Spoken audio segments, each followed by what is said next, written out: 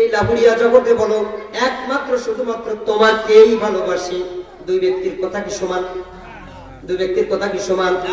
আজকে 6, 7, 8, 9 যে সমস্ত পোলাপান পড়ে, তারা ওই গার্লস স্কুলের মোড়ে দাঁড়িয়ে একটা মেয়েকে ফুল দেওয়ার জন্য দাঁড়িয়ে থাকে, ফুলটা কোন রকম দিয়ে বলে আমি শুধু তোমাকেই ভালোবাসি। হ্যাঁ, আমি শুধু তোমাকেই ভালোবাসি। আর এক শ্রেণীর ছেলেরা ফুল দেওয়ার তালেই থাকে, একজন তুই একজন চলে গেছো, তাতে কি নতুন একটা পেয়েছি। তাহলে এর ভালোবাসা ওর ভালোবাসা কোনোদিন এক হতে পারে না। আল্লাহ তোমার ইবাদত করি, তার মানে হলো তোমার ইবাদত করার পাশাপাশি অন্য কারোর ইবাদত করার সম্ভাবনা আছে না নাই? আছে। এইজন্য আল্লাহ পাক রব্বুল আলামিন বললেন না'বুদুকা বললে পরিপূর্ণ হবে না, স্বাদ মিটবে না। আল্লাহ তাআলা না'বুদুকার আগে আল্লাহ তাআলা ইয়া শব্দটা ব্যবহার করলেন শুধুমাত্র কেবলমাত্র একমাত্র তোমাকেই, তোমারই ইবাদত করি, অন্য কোনো মানুষের করি না। কথা বলেন ঠিক কিনা? ও আমার লাহুরিয়াবাসী, নড়াইলবাসী, এবার চিৎকার মেরে বলুন গোলামি হবে কার? আল্লাহ। একটু মোটা হয় না ভাই? গোলামি হবে কার? আল্লাহ। জবান খুলে বলেন ইবাদত করব কার? আল্লাহ। ওই আল্লাহ পাক রব্বুল আলামিন সবচেয়ে পাওয়ারফুল শব্দ ব্যবহার করলেন ওয়াবুদুল্লাহ, ইবাদত করো আল্লাহর। কার? আল্লাহর ইবাদত করো। হ্যাঁ, ইবাদত করবা এটা যেমন সত্য, ওয়ালা তুশরিকু বিহি শাইয়া, কিন্তু শিরিক করতে পারবা না। কি করতে পারবা না? ওয়ালা তুশরিকু বিহি শাইয়া, ইবাদত করবা এটা একটা শর্ত। দ্বিতীয় শর্ত হলো ইবাদত তুমি করতে পারো, ইবাদত করার ক্ষেত্রে খবরদার খবরদার কারোর সাথে শিরিক করবা না, মুশরিক হবা না। কথা বলেন ঠিক কিনা? বন্ধুগণ আমার, ভাইরা আমার, হযরত ইব্রাহিম আলাইহিস সালাম যে কথাটা বলেছিলেন ইন্নী ওয়াজ্জাহতু ওয়াজহিয়া লিল্লাযী ফাতারাস সামাওয়াতি ওয়াল হানিফা ওয়া মা আনা মিনাল মুশরিকিন। যেরকম আল্লাহু আকবার। ও আমার ভাইরা আমার, বন্ধুগণ, আল্লাহ পাক রব্বুল আলামিন হযরত ইব্রাহিম আলাইহিস সালামকে এমন শিক্ষা দিলেন, এমন গুণাগুণ তৈরি করে দিলেন তিনার ভিতরে। চন্দ্রকে দেখলো, সূর্যকে দেখলো, পাহাড়কে দেখলো, গাছকে দেখলো, কোনো কিছুতেই তিনার তৃপ্তি হয় না। সব কিছু বলে হাযা রব্বি, এটা আমার রব। যখন সূর্য ডুবে গেল বলে না, যারা অস্তমিত হয়ে যায় তাদেরকে পছন্দ করি না। যখন গাছ দেখে বলে হাযা রব্বি, এই গাছকে আমি পছন্দ করি, এটা আমার রব। বলে না, এটা হতে পারে না, এটা ধ্বংসপ্রাপ্ত। রব যিনি হবেন তিনি চিরন্তন, চিরসত্য, ওয়াল হাইয়ুল কাইয়ুম, চিরঞ্জীবী, চিরহক। জোরে কোন ঠিক কিনা? বন্ধুগণ আমার, ভাইরা আমার, এরপরে তিনি বললেন ওমা আমিনাল মুশরিকিন, আমি কিন্তু মুশরিকদের অন্তর্ভুক্ত নই। তার মানে এখানে বোঝানো হলো ইবাদত করার ক্ষেত্রে মুশরিক অর্থাৎ শিরিক হওয়ার সম্ভাবনা আছে, যার কারণে দাঁড়িয়ে দাঁড়িয়ে বলে ও আল্লাহ আমি কিন্তু মুশরিকদের অন্তর্ভুক্ত না। বন্ধুগণ আমার, ভাইরা আমার, আল্লাহ পাক রব্বুল আলামিন বললেন আবুদুল্লাহ, ইবাদত করো কার? আল্লাহর ইবাদত করো। আল্লাহ পাক রব্বুল আলামিন ইবাদতের ক্ষেত্রে সুপারলেটিভ ডিগ্রি ব্যবহার করে অপর একটা আয়াতের ভিতর বললেন, সূরা বানী ইসরাঈলের 23 নম্বর আয়াতের ভিতর বললেন ওয়াকাদা রাব্বুকা আল্লা তা'বুদু ইল্লা ইয়্যাহু ওয়া বিল ওয়ালিদাইনি ইহসানা। যেরকম আল্লাহু আকবার। ওয়াকাদা রাব্বুকা, তোমার রবের পক্ষ থেকে রায় হয়ে গিয়েছে। আল্লাহু আকবার। রায়টা একটু বুঝায় দিই, রায়টা একটু আপনাদেরকে বুঝায় দিই। আপনাদের ভিতর জমি জমা নিয়ে, ভাগ বন্টন নিয়ে মারামারি হয় কিনা? কেস কাছারি হয় কিনা? মামলা মোকদ্দমা হয় কিনা? মামলা যখন দুই পক্ষের মাঝখান থেকে জাস্টিস রায় দিয়ে দেয়, রায় দিলে এক পক্ষ চিৎকার মেরে বলে এই পক্ষ রায় ওনাকে দিয়েছে, যে রায়টা একটু জিকির করেন লা ইলাহা,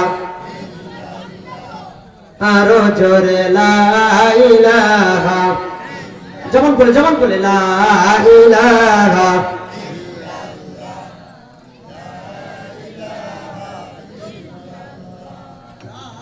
ভাই শোনেন, জাস্টিস যখন রায় দিয়ে দেয় ডিসি কোর্ট থেকে, তখন দুইটা দল থাকে, বাদী বিবাদী। কথা বলেন, বাদী বিবাদী, যাদের পক্ষে রায়টা যায় না তারা বলে যে এই রায় আমরা মানি না, তা না, বলে যে এই রায়টা আমাদের পক্ষে আসেনি, এটা ফরমায়েশি একটা রায় হয়েছে। তাহলে কি করতে হবে? ডিসি কোর্ট থেকে আমাদেরকে হাইকোর্টে আপিল করতে হবে, ঠিক কিনা? হাইকোর্টে আপিল করতে হবে। আপিল করলে রায় পরিবর্তন হওয়ার সম্ভাবনা আছে না নাই?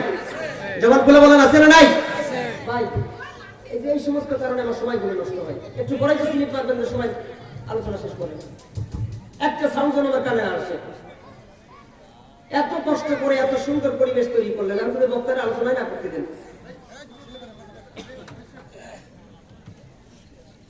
হাইকোর্টে যখন রায় হয় তখন আরেক পক্ষকে যখন মানে রায়টা তাদের পক্ষে চলে যায়, এই পক্ষ অটোমেটিকলি বলে যে এই রায় আমাদের পক্ষে আসেনি, এটা একটা ফরমাইশি রায় হয়েছে, আমরা এর জন্য আপিল করব।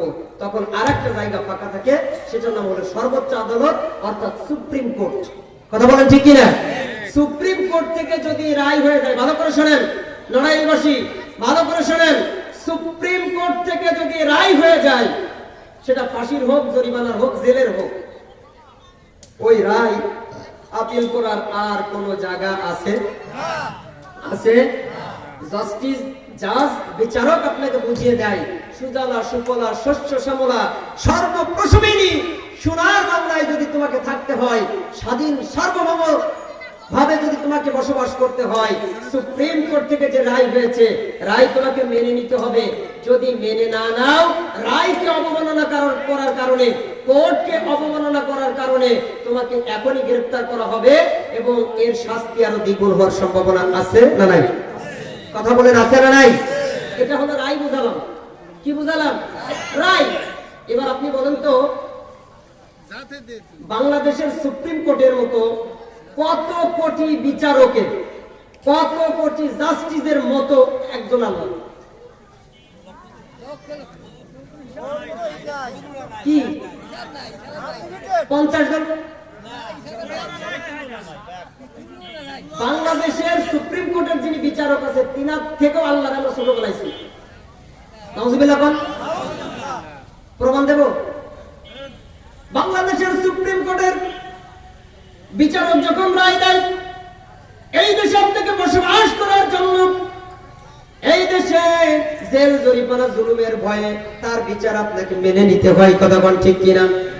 হ্যাঁ, কিন্তু আল্লাহ পাক রব্বুল আলামিন বললেন, ওয়াকাদা রাব্বুকা আল্লাহ তা'বুদু, আমি আল্লাহর পক্ষ থেকে রায় দিয়েছি, ইবাদত করো আল্লাহর। কার? একটু জবান খুলে বলুন তো, আমরা ইবাদত করি কার? জবান খুলে বলুন কার? ঠিক আছে তো? লাহুরিয়াবাসী, হুজুর আপনি সাক্ষী, লাহুরিয়াবাসী সবাই বলছে আমরা ইবাদত করি আল্লাহ। বন্ধুগণ আমার, ভাইয়েরা আমার, এই কয়জন মানুষের রায়ে আমরা মানব না। মাশরাফি যদি বলেন আসো আমার খেলার ময়দানে, সার্কিট হাউসে চলে আসো, নড়াইলের যত মানুষ আছে, সমস্ত মানুষ, প্রায় 5 লক্ষ মানুষ, মহিলা পুরুষ দিয়ে চলে আসো, সার্কিট হাউসে উপস্থিত হন। এখন চিৎকার মেরে ওখানে সরকারের উচ্চ পদস্থ একজন ব্যক্তি আঙ্গুল উঁচু করে দিয়ে বলতেছে, ও আমার বন্ধুগণ, আমার ভাইয়েরা, আমার নড়াইলবাসী, আপনারা বলুন তো আমরা ইবাদত করি কার? এখানে কোনো হিন্দু নাই, বৌদ্ধ নাই, খ্রিস্টান নাই, সব যারা গেছে সবাই মুসলমান, সবাই চাতক পাখির মতো চেয়ে আছে। আমরা লাহুরিয়া আসলাম, লাহুরিয়া থেকে নড়াইল আসলাম, কি জন্য আসলাম? সবাইকে জিজ্ঞাসা করা হলো, বলেন তো আমরা ইবাদত করি কার? জবান খুলে বলেন কার? ওখানে জবাব দিবে কি? জবান খুলে বলেন। আপনারা কি আমার কথা বুঝতেছেন না? বুঝতেছেন? যদি বোঝেন, আল্লাহর নামটা একটু মাধুর্য পাবে, মহব্বতের সাথে নেন। আমরা ইবাদত করি কার? কার ইবাদত করি? এখন আমার ভাইরা, প্রথম প্রশ্নে আপনারা ফার্স্ট, একেবারে স্টার মার্ক পেয়ে আপনারা ফার্স্ট হয়ে গেলেন, প্রত্যেকেই আপনারা ফার্স্ট হলেন। দ্বিতীয় প্রশ্ন করলে ফার্স্ট হবেন, ফার্স্ট হবেন তো? মুরব্বী কই হবো? মুরব্বী আপনার জায়গায় থাকবেন তো? জায়গায় থাকবেন তো? আপনারা বলুন তো, ইবাদত যদি আল্লাহ করে, ওই বান্দাদের ভিতর আবার প্রশ্ন করা হলো, এই নড়াইল 2 আসনের যতগুলো ইউনিয়ন আছে, যতগুলো এলাকা আছে, এই এলাকায় চুরি ডাকাতি হয় কিনা? হ্যাঁ, আমি কোনো কথা বলতে পারবো না, যতটুকু বলছি। চুরি ডাকাতি হয়? হয়।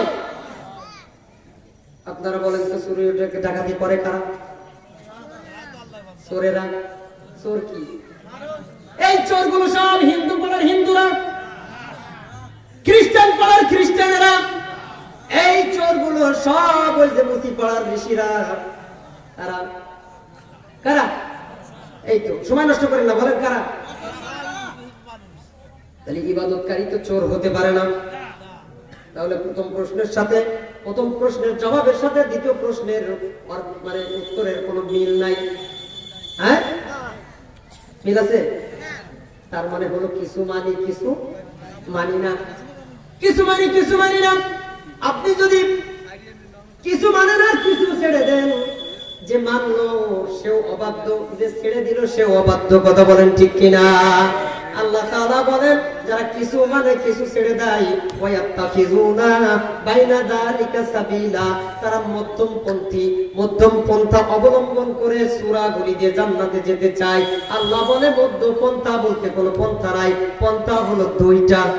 কয়টা? জবান খুলে। দুইটা পন্থা, ওয়াহাদাইনাহুম নাজদাইন। একটা হলো আল্লাহর দেখানো পথ জান্নাত, আর একটা হলো শয়তানের দেখানো পথ জাহান্নাম। ঠিক কিনা? তাহলে আমরা যারা মধ্যম পন্থা অবলম্বন করে জান্নাতে যেতে চাচ্ছি, 5 ওয়াক্ত নামাজ পড়ে ফজরের নামাজ, যোহরের নামাজ, আসর, মাগরিব, এশা পড়ে চোখের পানি ছেড়ে দিয়ে বলি, আল্লাহ জান্নাতটা আমাকে দিবা না, তুমি কাকে দিবা? আমি তো 5 ওয়াক্ত নামাজ পড়ি, জান্নাতুল ফেরদাউসটা দিবা, লোকাল কোনো জান্নাতে যাব না। কথা কোন ঠিক কিনা?